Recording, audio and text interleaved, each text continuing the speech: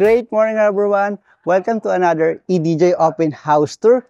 Today guys, nandito po tayo sa loob ng Havila Taytay kung saan meron tayong bagong 2-story single attached Mediterranean design po na bagong ipipicture sa araw na to. But before we start our tour, please like and follow EDJ Facebook page, Reel, TikTok, Instagram, as well my EDJ YouTube channel. So you'll be notified every time I drop a video. Now guys, let's start our open house tour.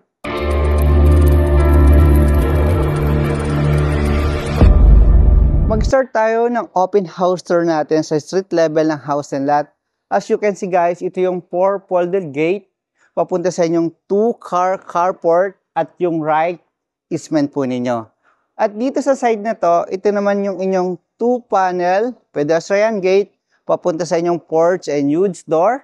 Meron ka na ditong mailbox at outdoor gorgeous lighting feature po ninyo. At itong house and lot is 2-story po ito na single attached. On the second floor, meron po tayo dong 3 bedrooms at nandun na din po yung master bedroom ninyo at ito yung balcony. At sa ground floor naman, andyan yung living area, dining at kitchen. Tara, pasok tayo sa loob. Samahan niyo po ako. Ito yung pedestrian gate. Pagpasok mo dito, ito yung porch at yung double door. At dito sa side na to guys, meron ka ditong front yard garden. At bago tayo pumasok sa loob ng house and lot, siyempre mas maganda kung tingnan po muna natin yung exterior ng house and lot. Itong side na to, yan, ilalagyan din po ito ng mga halaman ng owner. At dito sa side na to, may another space ka din dito. Lalagyan niya po ito ng mga bamboo dito sa area na to. Yan guys, welcome po dito sa right easement ng house and lot. Itong area na to, ito yung lanai side. Meron ka ditong 4 panel ng sliding glass. Papunta po iyaan sa inyong dining area. Ngayon, continue tayo ng tour. Itong side na to, may another open space ka pa dito. At dito, ito naman po yung likod ng house and lot. Dito sa area na to, according sa owner, iiwanan niya na muna po ito na ganito at kayo na po yung mag-i-enhance kasi depende sa inyo kung i-continue yung landscape garden or i-concrete po ninyo kasi maganda rin itong maging side for laundry area. Tapos dito sa side na to, ito naman yung everyday kitchen nyo dun sa area na yon. Ngayon, balik po tayo sa inyong porch and huge door. Pasok naman po tayo sa loob ng house and lot. Let's go!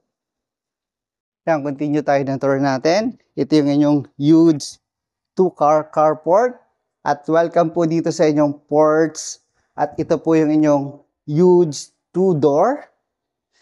Ngayon, pasok tayo dito sa loob. Pagpasok niyo po sa loob ng house and lot, siyempre ito po yung inyong living area. At dito naman sa side na to, ito yung staircase going up to second floor na meron po tayong 3 bedrooms at balcony dyan. Mamaya po titingnan natin. Ngayon, continue tayo ng tour natin. Ito yung inyong living area. Siyempre, kung meron kang living area, meron ka din ditong huge open space para po sa inyong dining area. Dito maganda, lagay ka ng round or rectangular table, is good for 8 at meron ka na dito. Wow, ang ganda naman ng lighting above dito sa house and lot. Kung mapapansin niyo, meron ka rin ditong 4 panel, sliding glass door, papunta po sa inyong lanai area. Ito yung pinakita ko sa inyo kanina na right easement. Imagine mo, meron kang huge 2-car carport at meron kang right easement. Ano po ba ang maganda dito sa Havila? Ito pong Havila, 3 municipalities po ang nakakasakop dito. Meron po tayong Taytay, meron po tayong Antipolo, at meron po tayong Angono. Kung ang pag-uusapan naman natin, yung accessibility o yung mga major roads na pwede mong daanan, yan po yung nabanggit ko, yung Taytay. Sa Taytay po, kung papunta ka ng SM Taytay, more or less po, ang kilometers lang po nito, nasa 3 kilometers. Kung gusto mo naman pong pumunta ng Antipolo, meron tayong daan doon, yung Mission Hills. At kung gusto mo naman pumunta ng SM Angono, meron din po tayong major road o yung gate papunta naman po sa mahabang parang Angono. Ngayon, continue po tayo ng tour. Nakita na natin yung living area, yung dining. Siyempre, kung meron tayo noon, meron din tayo nitong kitchen. Mapapansin niyo po sa kitchen natin, ang ganda ng space niya. Yung upper cabinet mo dito, naka-modular po ito. Ang ganda ng pagkaka-finish. Ang galing ng gumawa nito. Tapos pag inopen mo siya, yan, ang linis. Tapos yung countertop niya dito, naka-quartz po ito, hanggang doon sa side na yan.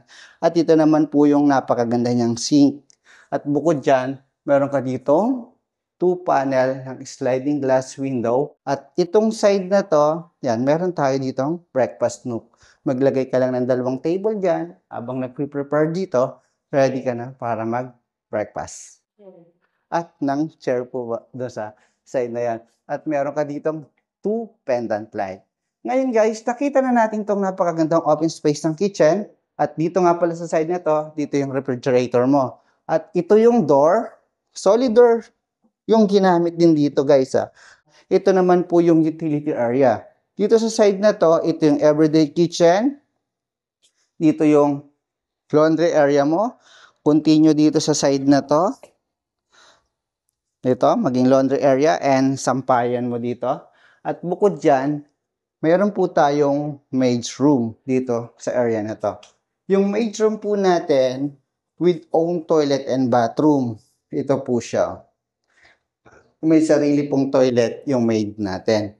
Ngayon, labas na ako dito sa maid's room at continue tayo ng tour. Balik tayo dito sa inyong kitchen area.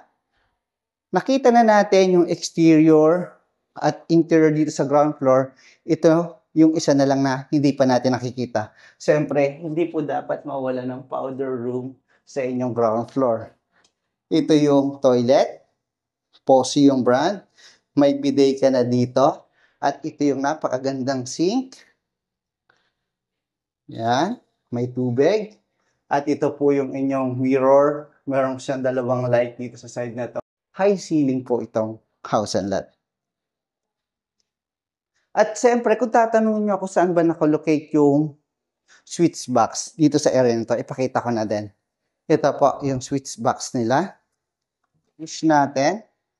Yan. Dito po yan sa side na ito. Hindi nyo matatagpuan.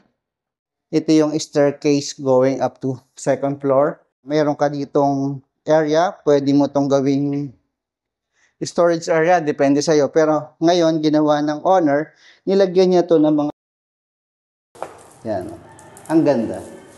Kalimitan ko nakikita sa mga gantong bahay, naglalagay lang sila dito ng mga halaman para mas maging presko dito sa property. Ang galing, no? Ang ganda ng pagkakadesign. Yan. Pwede ka pang mag-isip kung ano yung mga pwede mong gawin under the staircase. Ngayon, continue tayo ng tour. Ito po yung inyong staircase going up to 2nd floor. Continue tayo. Tuloy-tuloy tayo ng tour natin. At yung steps mo na ginamit dito, naka-solid wood po ito. At dito kung mapapansin mo, ang liwa-liwanag. Kasi marami po siya panel ng tempered glass dito sa side nito. Kahit patay yung ilaw mo, ang liwa-liwanag pa rin po. At meron ka dito napakagandang chandelier. Tingnan niyo naman po ang ganda ng chandelier niya at ang liwa-liwanag dito sa hagdanan. Ngayon, itong side na to, ito po yung balcony. At ito yung master bedroom. Pero dito po muna tayo pumunta sa first bedroom ng house and lot. Dito sa first bedroom, ganito po siya kalapad at kalawak. Fully painted white. Tapos high ceiling. Tapos ito po yung kanyang flooring po dito. Ito po yung makapal na vinyl. Pero naka-wood design po siya. At ang maganda dito, yung kanyang pinto, naka-solid wood. At mabanggit ko po sa inyo, lahat po ng ginamit dito na doorknob is naka-yield. Tama ba? Tama ba yung nabanggit yung ano? Yield na. Yan. Kung mali yung pronunciation ko po doon, paki-correct na lang po sa comment box section below. Yan guys, ito yung bedroom 2 natin. Itong side na to, ito po yung sa likod ng house and lot. At yan, hindi naman po siya nagkakalayo ng size dun sa first bedroom na nakita natin at yung mga materyales na ginamit. Ngayon, nakita natin yung first bedroom and second bedroom, wala po siyang toilet and bathroom. Meron po siya ditong common toilet and bath. Ito po yung inyong sink, pause yung brand. Meron ka na ditong cabinet, open shelving, may mirror ka dito. Tapos ito, anong tawag dito? Ito yung lagayan ng ano no, ng towel. Tama ako na. Yan, naka-black mat din po siya. Tapos ito yung toilet. Mayroon ka na ditong bidet. Naka-black mat din po ito. Tapos, ito namang side na to, ito yung shower. Maganda yung size ng shower kasi mataas siya. Kung hindi nyo natatanong, mga 5'9" po ako. Yan, tapos sakto yung size niya. At ito naman po yung sliding glass between toilet and shower po. Ngayon, nakita na natin yung first bedroom, second bedroom, at ito yung hallway. Maganda rin yung hallway niya, no? Tapos ito po yung master bedroom natin. Imagine mo, ang ganda nung pagkaka-cut nitong master bedroom. Hi! Tapos ito sa side na to. Hello! Ang haba niya, no? Tapos yung lapad niya. Ang ganda rin ng sukat. Imagine mo, ito yung dalawang outlet. Dito mo ilalagay yung king size of bed. Ang luwag pa rin. Tapos ito yung modern light or yung light above. Nakapilip po yung design. Tapos mayroon ka ditong 4 panel ng sliding glass window. Yan, kita mo yung basketball court dun sa labas. At dito, may mga outlet ka pa rin dito. Tapos may additional ventilation ka dito sa side na to. Makikita mo naman yung carport dito. Yan o. Ang ganda rin ng carport nila. Kahit yung mga malalaking sasakyan mo, kakasya doon. Yan, next natin. Siyempre, kapag may master bedroom ka, hindi ka siyempre mawawala ng napakagandang toilet and bathroom. Ito yung band door. Yan. Para ma-maximize mo yung space. At ito yung floating vanity. Ang ganda ng ano no, ng mga lighting feature niya. Ang design natin is Mediterranean, tama? Ang ganda. Tapos ito yung toilet. Mayroon ka ng bidet. Ito yung sliding glass door. At ito yung shower mo. At yung ginamit niya dito is naka-subway. Glossy yung ginamit niya. Ganda. Tapos rustic tiles dito. At dito naman, may design din. No? Floral ba tawag dito sa flooring? Para kasi may mga touch ng dahon o leaves. Yan guys, nakita na natin yung toilet and bathroom at itong master bedroom. At ito yung staircase, hallway dun sa side na yon. At dito naman, ito yung balcony. Wow! Ang lakas ng hangin. Dito kasi mapuno pa. Mapuno sa area na yan. Napapalibutan ka ng puno. And imagine mo, meron kang magandang house and lot dito sa loob ng Havila. Location po nito is Taytay, Havila Taytay. Nabanggit ko po sa inyo yung 3 major roads natin dito na pwede niyo pong madaanan, na pwede niyo ma-enjoy pag dito po kayo nakatira sa Havila. Nandiyan po yung Angono na gate natin. Pag gusto mong pumunta ng SM Angono, dadaan ka ng mahabang parang. Pag gusto mo naman po pumunta ng Antipolo, yan, nandiyan din po yung Mission Hills gate natin. Mga commercial area na po yung nandiyan. ML Quezon. At pag gusto mo naman pong pumunta ng Ortigas Extension sa may Taytay, meron po tayong Cabrera Road. Yan po yung isa sa mga access natin o yung daan natin. At itong Havila, nasa 300 hectares po ito. At dito mo matatagpuan itong single attached house that na mayroon siyang 3 bedrooms, 2 toilet and bathroom, 1 powder room, at meron po siyang maid's room with own toilet and bathroom at 2 carport. Yan guys, sana po nagustuhan niyo itong bagong pinicture ko na single attached house and lot dito po sa loob ng Havila Taytay. And please don't forget to like, subscribe, and hit the bell button for notification para lagi po kayong updated sa mga bagong pinipicture na property dito po sa Rizal area and Metro Manila. Thank you and God bless. Kita po tayo sa susunod kong video.